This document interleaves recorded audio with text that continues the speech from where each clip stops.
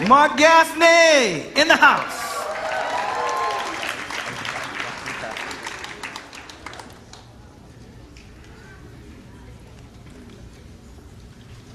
Yo. Yo. Yo is like my mother says, the evolution of oi. I'm Jewish. Oi kind of got us through the exile for a couple thousand years, and we're now the evolution of oi is yo. But yo actually needs a little context. I was actually talking a little bit ago to my dear friend Sally Kempton, who's a yoga teacher, and she's going to be at Esalen this week kind of teaching yoga, and I was saying to her, it was just last night, that yoga is a little difficult. Have you noticed that? How many people here do yoga? I mean, it's awesome, right? But it's kind of hard. You got to move in these hard positions. It's like when you're Jewish and you go skiing, you just buy ski clothes. That's it. The rest of that stuff's dangerous, man, right? So like yoga, right? We've developed like a new Jewish way to do yoga. So Reverend Michael asked me to come here and share that with you, which is really the purpose of my visit this morning. Yo as in yoga, okay? So try your left hand out here, left hand out, left hand out. Sheep seats in the back, I need a little help there. Left hand out, it's very easy. It's much easier than downward facing dog, and you can't get ready. Here we go. Yo. No, you gotta get it. Yo. One more time, yeah. Yo. Right hand out, right hand out. Yo. One more time. Yo. That's the whole thing, much easier. Okay. Bam. Yo, it's so good to be here. It's a delight to be here. It's a delight to be here in this, house that God built through Reverend Michael and Ricky. And I was just with Reverend Michael. We met 10 years ago, taking a walk in the Pope's summer residence in Castel Gandolfo. And it's a wild scene I don't want to tell you about right now, but there was a moment there, it just kind of occurred to me in this second, where I was kind of from Israel, and Israel wasn't having a particularly politically popular week, if you remember that week. And Michael said, people sort of liked me, but Israel was hard. So Mark's not Jewish, he's Joyish. That was the first thing. That's just the first thing. That was our first connection. We just totally have had an awesome, just deep inside journey, right? Reverend Michael just came to 3.0 and just kind of lifted the whole place. We transformed it together, and he just blew it off and lifted and raised and transformed. And 3.0 is a new vision of TED Talks. In TED Talks, which are awesome, you're actually not allowed to talk about spirituality. So we're creating a new post-TED vision of 3.0. What's the next stage look like, where spirit is front and center and reality is awake and alive, and we're doing it together with John Mackey, Michael, and a whole host of other people front and center, and what an honor and a delight to be here. Thank you so much. Thank you so much. And, I'm just thinking, as we get started, I'm just kind of thinking, a little bit about, the experience. It's a hard experience, that I had, not that long ago. It was, I must have been about 10 years ago. And, you ever have that when you kind of get to a hotel room, you're on tour? You get to your hotel room kind of late at night, and this was, I put out a book called Soul Prints, and it's late, and you walk into your hotel room, and you've just had this awesome day with kind of TV and radio and talking and meeting awesome, gorgeous human beings, and just your heart open. But then you get to your hotel room, and all of your enlightenment just kind of slides away, and you're kind of like a 6-year-old kid from Pittsfield, Massachusetts, alone in your hotel room, and you get hit by this hit of emptiness. How many people know vaguely what I'm talking about? Okay, and the rest of you are lying. Good, okay?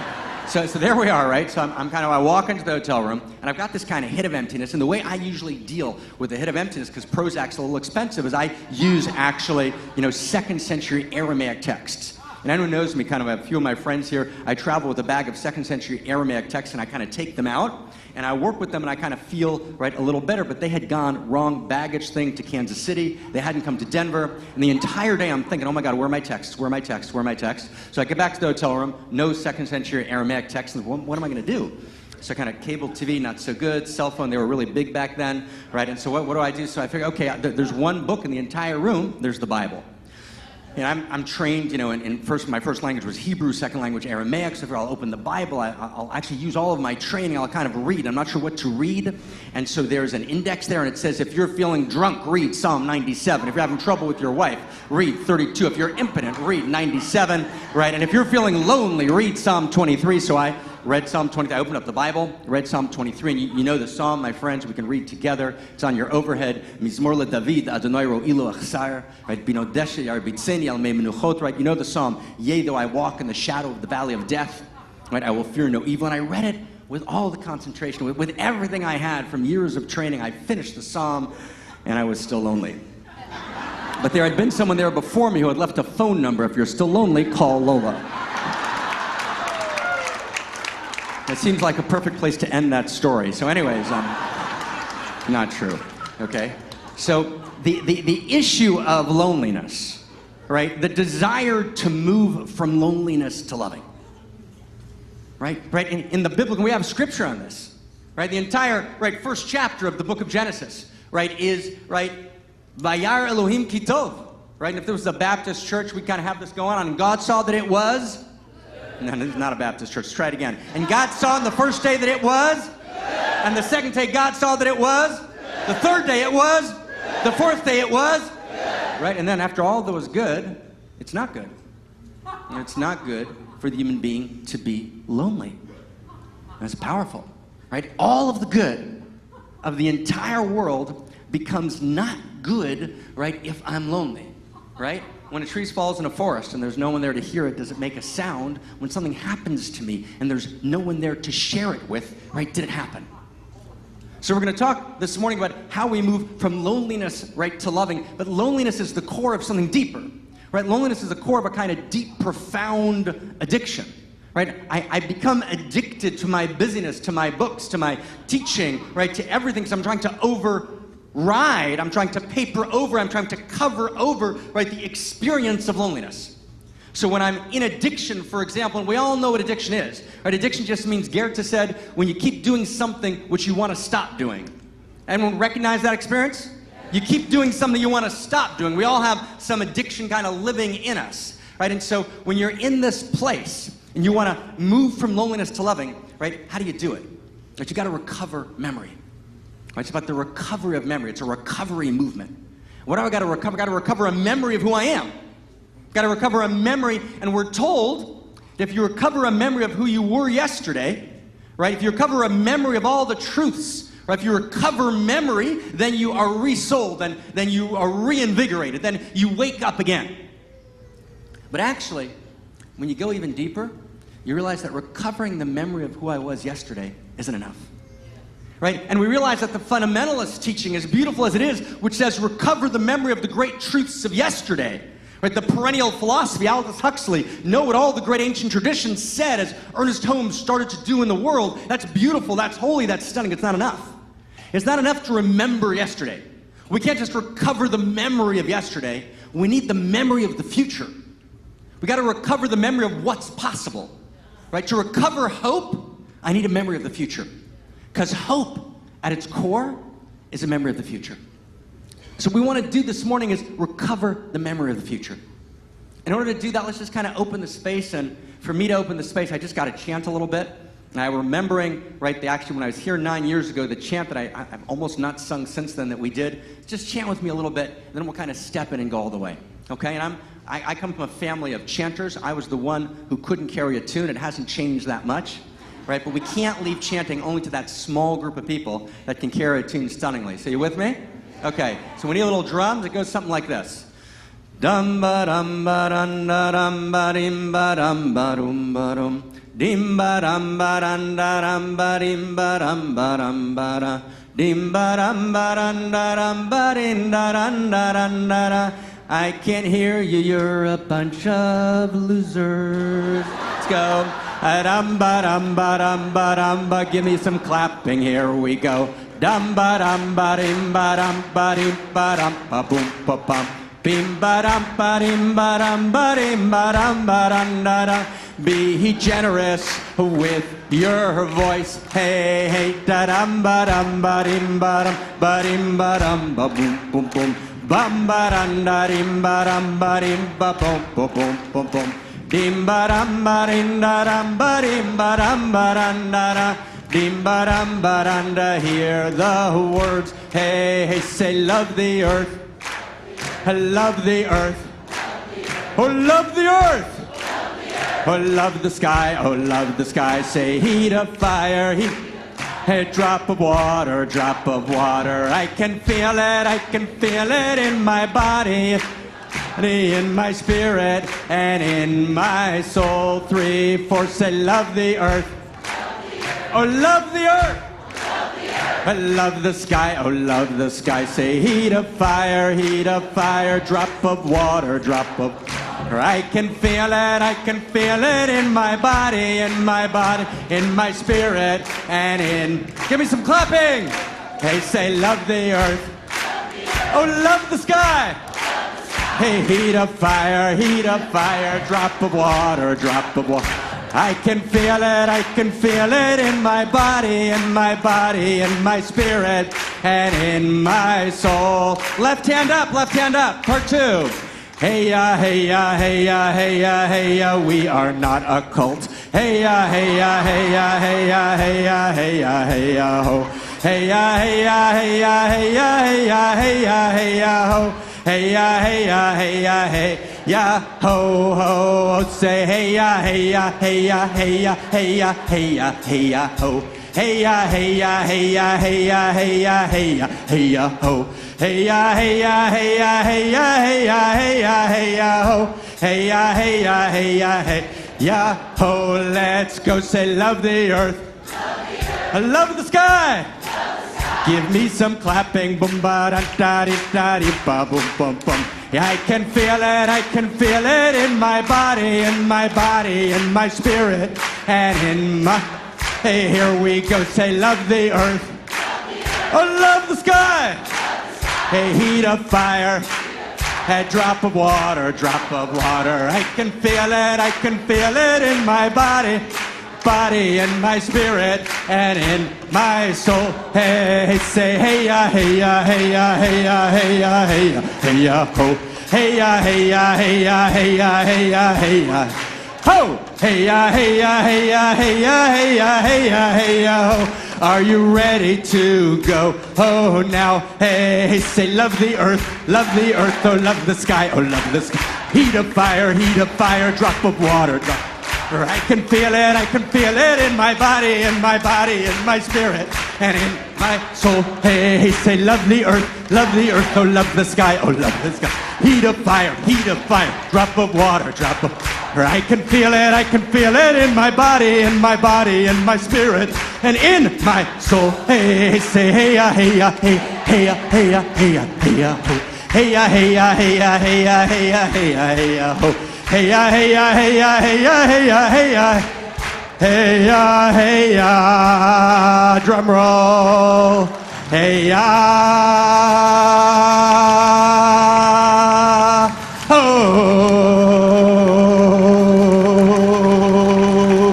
woo, woo, awesome, amen, amen. So like this. So loneliness. We want to move from loneliness to loving. You ready? So I'm sitting at my friend Sally Kempton's house. My internet's not working. And I'm there to give a teaching to our retreat center, in Europe. And I get very quiet as the teaching is about to start. And my beautiful friends and students interpret it as a kind of, deep silence of presence, which is not at all what it was. I was silent because I had gotten to that point where I'd had a very, very painful night, just kind of nightmares through the night, and somehow, kind of all of the outrageous pain that I had experienced in my life, that I'd experienced in the world, my lineage, my parents are Holocaust survivors, right? The suffering I'd engaged all around the world, somehow it came together, and no word that I tried to say made any sense, right? I didn't know what to say. And every time I tried to say a sentence, it came out not kosher, right? It's like, it just wasn't true. It didn't resonate. It wasn't alive and holy. And so I was just done. And I stood there, and one of the people who was on that call is here, and I just blanked. And I was about to say, because it was the only honest thing that I could say, was that I just have to stop. I've just gotten to the end of teaching. I can't speak it anymore. But I can't find it. And I shut my eyes really just to kind of go inside to be able to at least say that. And like an hour and a half later, right, my friend Sally Kempton said, I took notes, right? I just stopped what I was doing, and here's what came down. And she gave me the notes. And I want to share with you, with your permission, some of the notes from that morning, because I think it's the beginning of a memory of the future. It's the beginning of the new story. And the first line that I heard, and you might call it inspiration, or if you're an entrepreneur, you might call it flow, right? Or if you're a mystic, right, you might call it revelation. But whatever you want to call it was a voice that came down and spoke so clearly, and the voice said something like as follows, right? We live in a world of outrageous pain. And the only response to outrageous pain is outrageous love. We live in a world of outrageous pain. And the only response to outrageous pain, right, is outrageous love. Then the voice kept talking the way voices sometimes do, and sometimes you need medication, and other times you need to listen, right? And discerning between the two is quite important, right? And the voice said, we need a new story, right? We need a new love story. We need to know that the universe is a love story, an outrageous love story. So what does that mean? And then questions. The voice asked questions, and the questions were something like as follows, right? Are you willing to play a larger game? Right? Can you hear that? Can you feel it in your body? So I want to ask you that question, my friends, this morning. Are you willing to play a larger game? Yes. Right? And the second question was, who are you? Right? The great question of identity, who are you? And after who are you, what's there to do? Right? And where to do it? And what to say? And then the big sentence that just kind of blew me right out of my heart and into the heart of the cosmos. Are you willing to participate in the evolution of love? Right, are you willing? Set your intention, because clarity of intention is everything. Right, it's my intention that actually opens the space. Are you willing to participate? And I ask you that question this morning. Are you willing to participate, right, in the evolution of love? Yeah, that's the question. And the question, my friend, is everything. The question's the whole story. Right? The question is not the answer that matters. Right? For 2,000 years, theology, right, gave us answers. And those answers, right, often deadened our sensitivity to pain. Those were answers that explained away why there's suffering, why there needs to be suffering, and who's chosen and who's not chosen. We live in a world where we don't need the right answers, we need the right questions. Right? A question is the quest I'm on. It's where I'm going. It's where my intention is where I'm facing. Am I face to face? What's my direction? And let's kind of feel into it, right, in the deepest way, on the inside, right, of the inside, right? We live in a world of outrageous pain. Right? Let's just own that. And let's not say that it's Maya or an illusion. Let's not say it's punishment for sin. Let's not say that if I'm truly inside, it doesn't exist. We live in a world of outrageous pain, and before we go inside and we dispel it, we blow it out, and we realize the infinite perfection of the moment, first we got to stay and sit in the pain for a moment. And not deny it and not turn our heads away. There are 17,000 children who will die in the next 24 hours of starvation. In a world that has enough food to feed every child 4 times over. Right? There are 17 million slaves, sexual slaves and labor slaves in the world right now. And all of us grew up 6th grade history in whatever country in the world that was about, the end of slavery in Europe and in America. Right? Lincoln, remember? The Emancipation Proclamation. Well, that just began the story, my friends. There's still slavery in the United States right now and right here. And there's slaves all across the world. Labor slaves, sexual slaves. There are 4 times more slaves in the world today. But there's sexual slavery all over the United States. There's labor slavery all over the United States. You're like, wow, right? There are child soldiers, and there are people going to bed every night, profoundly, radically, insanely, devastatingly lonely. Devastatingly lonely. If only the embrace of another whose feeling made me feel the full aliveness of the gorgeousness who I am. There's quiet desperation all over the place. We live in a world of outrageous pain, of suffering. So how do you respond to suffering? See, here's the thing. Suffering used to be, when I was writing my doctorate in Oxford to make my mother happy, at least there's one thing I would do that she would feel was kind of relatively kind of good that she could share with her friends, right? So I was dealing in theology. And theology is theo, God, logic. And so there's a question of suffering. You try and work out logically. How is a God who's omnipotent, potent, allow for suffering? Right? You work it all out. And it's like, oh my God, it's so sterile. It's so empty. And actually the problem of suffering, the problem of outrageous pain, my friends, it's not a theological problem. It's a problem of intimacy. See, when someone's suffering, there's a failure of intimacy.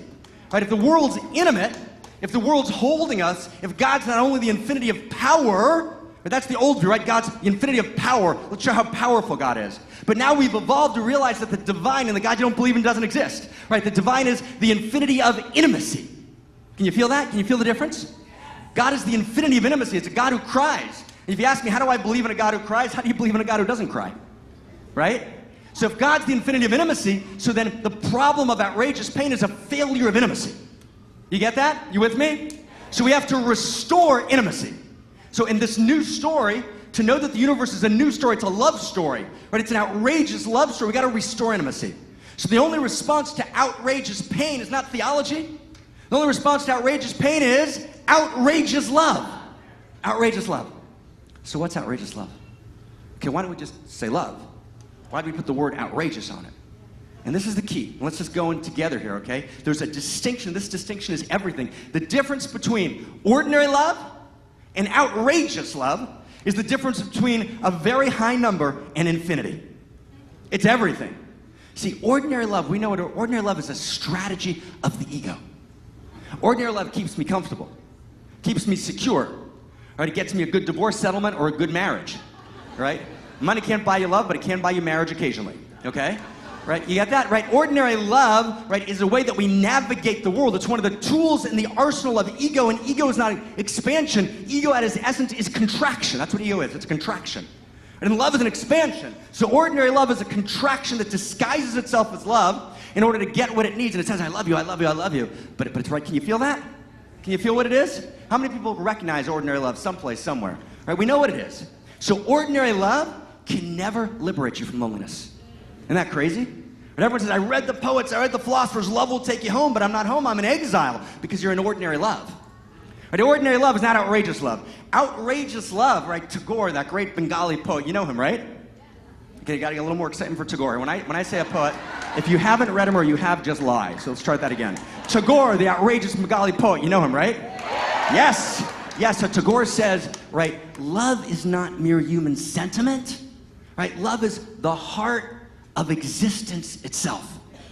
Right? Dante talks about the love that moves the sun and the stars. See, we have a mistake about love. We limit love to only a human experience, and it's the human experience of an emotion, and it's the emotion of infatuation. So if I'm not infatuated in this human experience of mine, I'm out of love.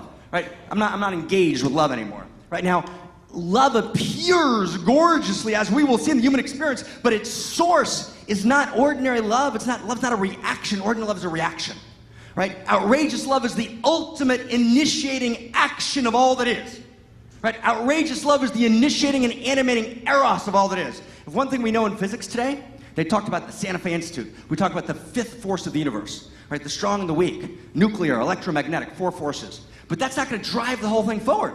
If you just had those forces, the universe would remain hydrogen or carbon. Why would it move forward? What moves it forward is what Stuart Kauffman, this great cosmologist, physicist, called the ceaseless inherent creativity lined with love that drives it all forward. Reality is moved at its very core in the deepest structure of reality, and we know it today in a way that we've never known it before in history. Reality is motivated and moved by love, by evolutionary love. All right, evolutionary love drives the whole process. Have you ever seen, kind of, you're walking downtown LA and you see a quark. A quark is a subatomic particle. Did that ever happen to you? Okay. Seek therapy. Anyways, so you see a quark, and the quark's kind of hanging out, and it's kind of right after the Big Bang, and then the quark kind of looks over and says, hey man, that's a really hot quark. Hey, you want to get together and have a drink? Right? And those two quarks come together. That's exactly how it happens. We have no idea why. Right? From the exterior perspective. We have no idea why. Right? Unless you enter the interior face of the cosmos and you feel, right, you actually realize the force of allurement and attraction that draws quarks together to form atoms. And then atoms, look at that atom over there. Whoa, she's great. He's great. He's great. Here I am. They're great. And they form a single boundary, forms around them, and a molecule is formed. Then molecules come together, and complex molecules are formed. And complex molecules awaken as cells, and then you go all the way up to plants and early animals and later animals and neural net and neural cortex and a frontal cortex. What's happening? What's driving the whole process? What's driving the entire process from beginning to end, right, is love. Right? Evolutionary love. Right? Driving the whole thing. And here's a little secret just between us. We do the love thing, right? But underneath, what do we think? We think it's really chance. It's really just natural selection. It's really just random. If you really knew what was going on, you know it's all about basically competition and tooth eat claw. No, that's not evolution. That's kind of some crazy neo-Darwinism. Deep science, deep evolutionary science, what they call, say, emergence theory, the leading edge, right, of evolutionary science and physics, talks about this fifth force. And the fifth force is the exterior name. But when you go to the inside of the inside and you actually open the eye of the heart and the eye of the spirit, you realize what Rumi knew, that what's driving the entire process from the beginning all the way up and all the way down is no less than love itself. That's shocking. That's a shocking understanding. And I want you to just feel it with me. We know something that we never knew before in human history. You know what we know, my friends? We know that the universe feels, and the universe feels love. We know love's not hard to find. Love's impossible to avoid.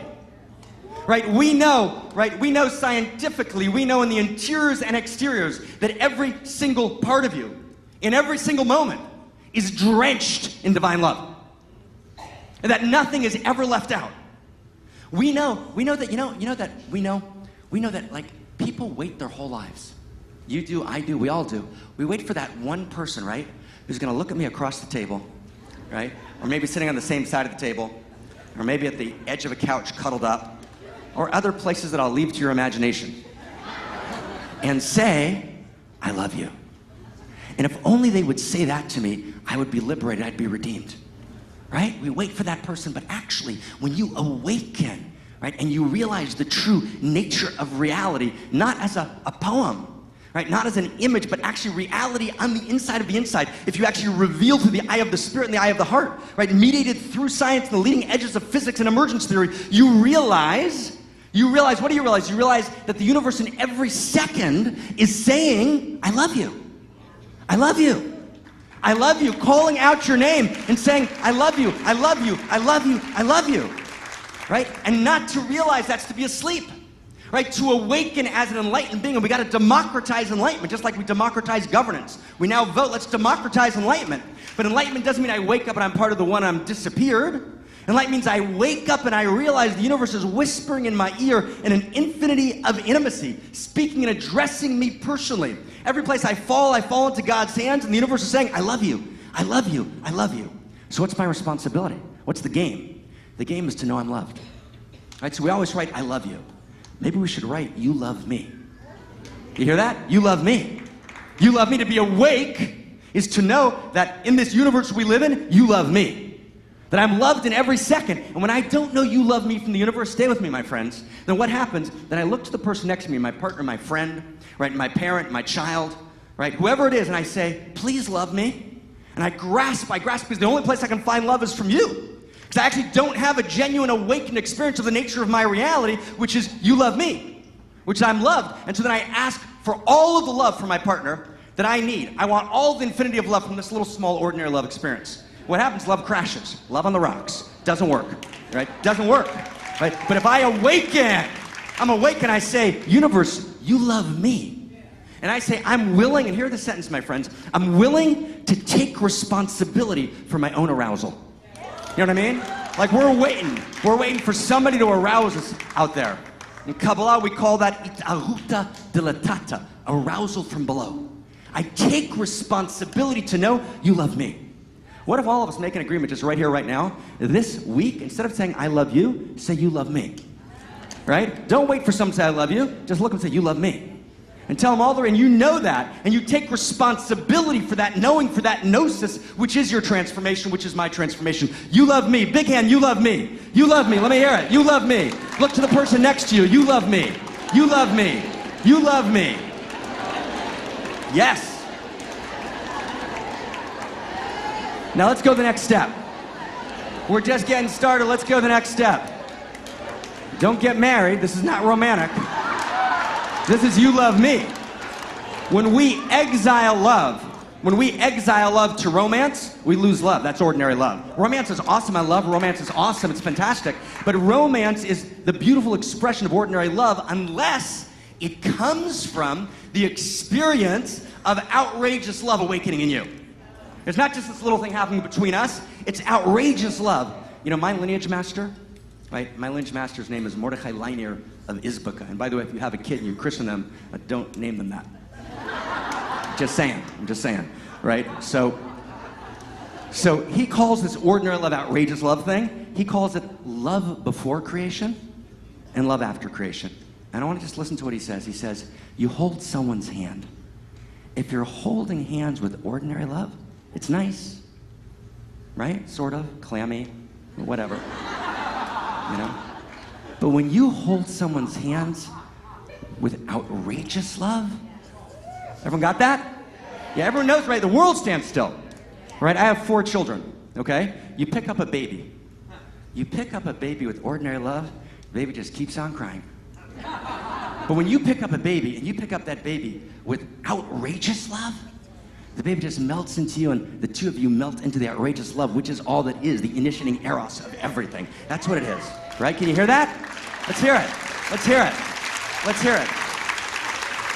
So what is my job? What do I need to do? I need to then awaken as an outrageous lover. Not an ordinary lover, an outrageous lover.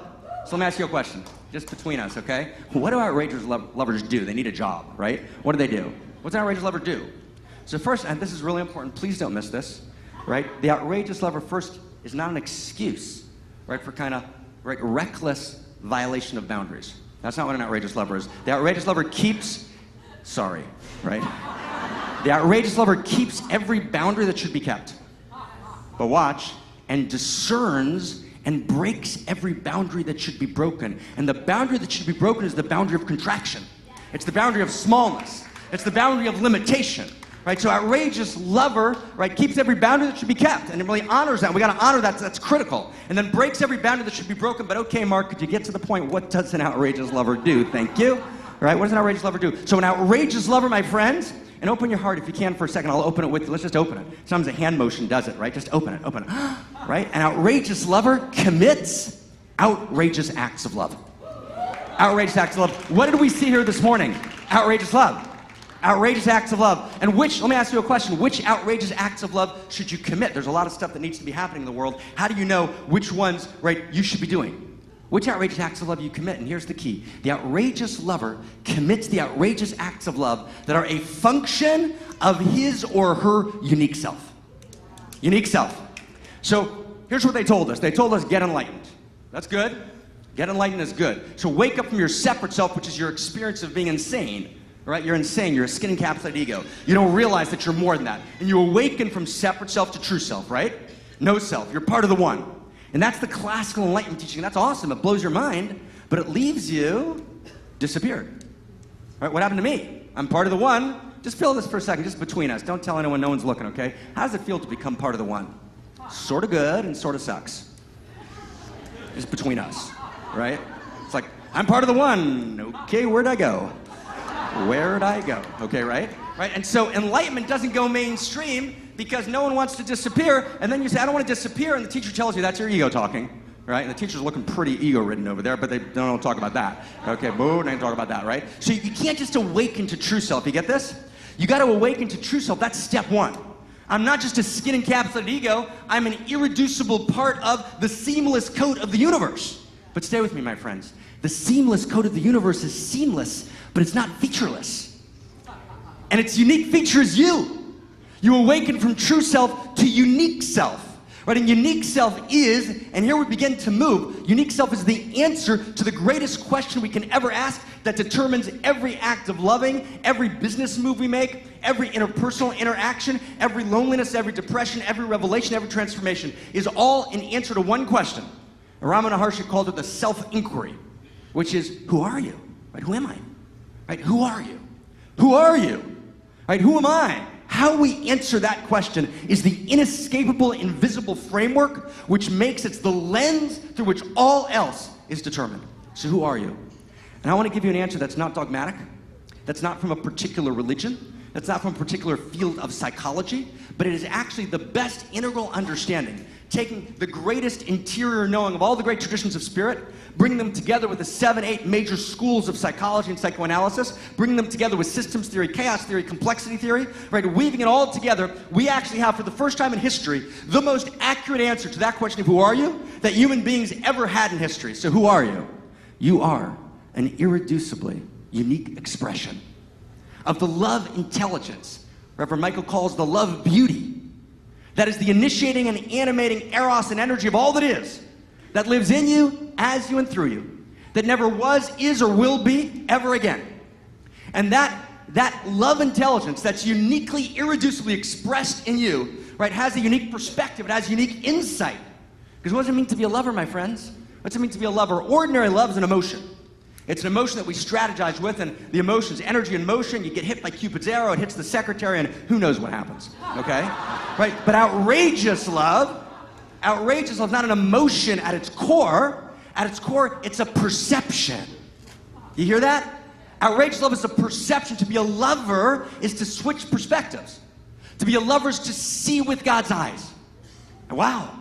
Right? To be a lover is to say, the way God sees me, knowing everything about me that I know, and the deepest, most beautiful, gorgeous, stunning version of me that I know that God sees, even if I can't transmit it to the world, that's how I love someone else.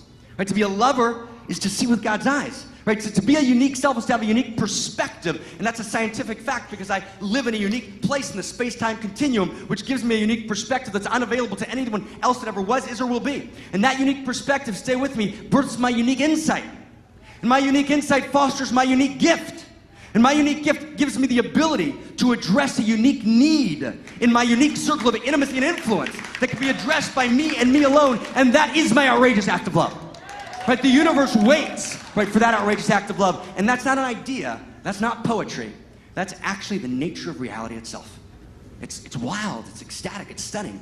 To actually be alive and to be awake, to democratize enlightenment is to know that there is a corner of the world that is unloved. It's unlove, capital UN, unlove. It's not the UN, it's unlove.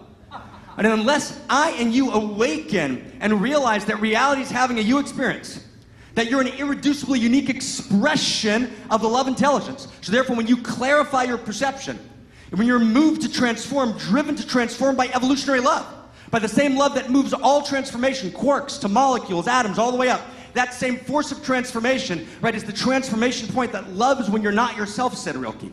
Love is when you transform. That love is outrageous love. And when you transform, when you move from separate self to true self, and you awaken as unique self, proudly giving your unique gift, right, knowing that you're special. You're totally, absolutely special. It's not the specialness of the ego, right? The Course in Miracles says, right, if you think you're special, you won't find peace. But you need a distinction there. If you think you're special at the ego level, right, the grasping level, I'm more special than you. I'm special. You're not. I mean, my suit's nice. Reverend Michael, he's been promising to take me clothes shopping for a long time. Maybe this trip, okay? Right? When you actually realize my specialness is I'm a special expression of all that is. It's got a gift to give that no one else but me can ever give, and that actually the world needs my service. And I want to get something with you like deeply together, okay? And this is the deepest secret of Kabbalistic mysticism. Right? When I say I love you, when the universe is saying I love you, I love you, I love you, if I love you, I need you. I need you. And the Kabbalists wrote in the 16th century, and only in the evolutionary world of the unfolding evolutionary impulse, awaking ecstatically with the urgency of me giving my gift, do we understand it. 3 words in Hebrew, avodah, tzorech gavoa, God needs your service. God needs your service. Right? To be awake is to know that your deed is God's need. And that God is somehow incomplete, right? Without your deed and without that partnership in the very evolutionary process itself, you're left lonely. Because here's the crazy thing. Loneliness can't be healed by ordinary love. Ordinary love doesn't do it. You can have the best ordinary love relationship in the world. But if you're not actually awake as an irreducibly unique expression of the love intelligence, giving your gift, living your deepest purpose, right, singing the song that only you can sing, and writing the poem that only you can write, and living and laughing and loving irreducibly uniquely in the way that it took 13.7 billion years of reality, synchronicity after synchronicity to produce you. And if you're not giving that gift, you're lonely. You can have the best therapy, you can have taken the best, right, relationship coaching, you can know all the methods. You remain lonely because you remain alienated from the very nature of reality itself. Okay, so feel this with me, my friends. Feel it with me. It's so deep, it's so powerful. Imagine Barack Obama called you. Barack Obama's the president, in case you didn't know. And he said, you know, Timothy, I've been watching you. you're not sure it's Barack. You give him a couple of test questions to make sure. And you ask him, like, does he know his mother's first name? Where's your passport from? You know, shit like that, right? Anyway, sorry. So, right? Right? And then you're sure it's Barack, okay? And then Barack tells you everything about your life.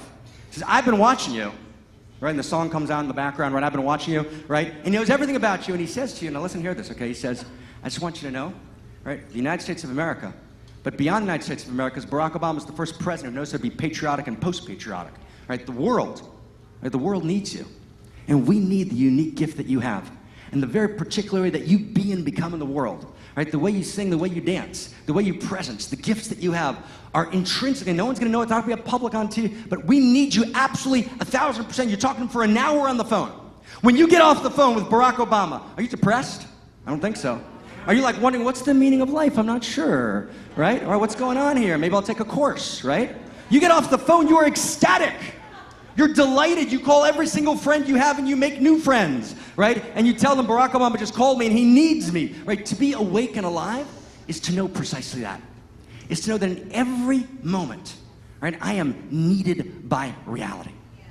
I am needed by reality, and not to know that, to experience that I'm not needed. You know that we know in psychoneuroimmunology, about 25 years ago, there was a huge set of studies, psychoneuroimmunology, the connection between interior experience and your physical body. We did a whole set of maybe 20 studies that when a person passes away in a couple, and the remaining partner has no one in the world that needs them, they die usually within 6 months. You understand that? But if I'm not needed, now imagine the experience of awakening to your enlightenment, loving your way, outrageously loving your way to enlightenment, and actually knowing that I'm needed by all that is. Wow. It's like it's beyond imagination. But you can't even quite access it. So let's go one last step, okay? So how does it work? So I'm going to introduce a new idea. It's a wild idea. And it moves something like this. Obligation. Now when I say the word obligation, do you feel ecstatic? No. You say, really? He was doing pretty well so far. You know, it's kind of a shame he's going to ruin it, right? And talk about obligation. But actually, stay with me. The reason the human potential movement hasn't transformed consciousness in the way that we thought it would is because the fundamentalist movements, the conservative movements, speak of obligation. And you cannot live without obligation. And as long as we exile obligation to the non-progressive world, and when we hear the word obligation, we say, no, that's not it. We got options. We don't got obligations. We got lots of options. Options. We can do anything we want because the love comes from within. No, there's obligation. But watch for a second. In the original Hebrew, the word love and word obligation are the same word. So imagine this for a second. Imagine a scene with me, okay? You're with let's have a good person, Mother Teresa. Everyone know Mother Teresa? Good. So you're with Mother Teresa on an island. You've been shipwrecked, okay? Right? And you know you've lost everything. You're on an island, and you know you're never ever going to be found. You with me? You're not going to be found. Now, if you, I don't know if any of you read Mother Teresa's biographies. There's 3 biographies about her, and she's an awesome human being, fantastic human being, but was apparently unbelievably difficult day to day. I mean, you can't create an order out of the Vatican by being kind of sweet and sending roses. I mean, she was like in your face, called people up, made it move, right? Critiqued people, right? It was hard. So here you are with Mother Teresa by herself on an island, right? And she's driving you crazy. And just between us. This is politically incorrect, I'm sorry, but she is driving you mad, right? And you feel bad about it, that you're kind of hating Mother Teresa. It makes you feel so bad about yourself. Your self-esteem is going way down. I'm the person who hates Mother Teresa. Very nice. Good. Okay, but there you are, 10 years in, every single day, she reminds you of your mother on her worst day, Mother Teresa. You don't even remember her name's Teresa, right? And there you are, 10 years in, and then washes up on the shore, scuba diving equipment from your original shipwreck. I don't know how this happens. It was a miracle, okay? So you and Mother Teresa put on your scuba diving equipment, you kind of go scuba diving in the reef around the island, and she breaks both arms. It's terrible. You happen to be a doctor, of course, and you schlep her out, schlep being a Latin word, and you fix her arms, her arms are kind of, in front of her, and then she says, well, will you feed me? I can't eat. So I'll ask you a simple question. Do you or don't you have an obligation to feed Mother Teresa? So I sat with a professor from Harvard Divinity School a year ago, right near Exeter Academy up in the Northeast. And she said to me, a beautiful person, she said, there's no way you can actually articulate today obligation. Doesn't exist. The conservative world, they have obligation. You cannot articulate a liberal notion of obligation. It's not true. You absolutely can. Of course you have to feed her. How many people think you have to feed her? Why? Why? Because there's a need. Number one, you with me? There's a need. Two, it's a legitimate need. Three, you recognize the need. Four, you have the capacity to meet the need. And five, you're the only human being that ever was, is, or will be that can meet that need. No one else can meet it other than you. That's obligation. You hear that? That's obligation. To be awake and alive is to know that you're obligated by outrageous love. That there's something that you can do that no one else but you can do. And when we awaken as unique selves and we come together in this outrageous love intelligence, we form what we might call a unique self-symphony. What's a unique self-symphony? Unique self-symphony is when outrageous lovers come together and they say, we're not going to rely on business. Business is great and important. It's done great gifts, but there's too much crony capitalism. We can't rely on that. Not enough of John Mackey's conscious capitalism. Not going to work. We can't rely on government. Big government's important, but it's insufficient. We can't rely on a top-down system where somebody else is the Messiah. For the first time, we're going to say that the universe is self-organizing. It's awakening. The universe is self-actualizing through me. And as unique selves, we're going to come together and form a unique self-symphony in which outrageous lovers, bottom-up system, begin to transform the world one outrageous act of love at a time. And we began to unleash, right, in the world, a new politics. Because we need a new politics. We need a politics of outrageous love. We need a politics of outrageous love. And for the first time in human history, we can virally connect with each other through the virtue of the virtual and form a community of outrageous lovers connected on love streams all over the world and begin to act in a way that no one's acted before. That's the invitation. Are you ready to play a larger game? Are you ready to play a larger game? Are you ready to participate in the evolution of love? Yes, amen. Thank you.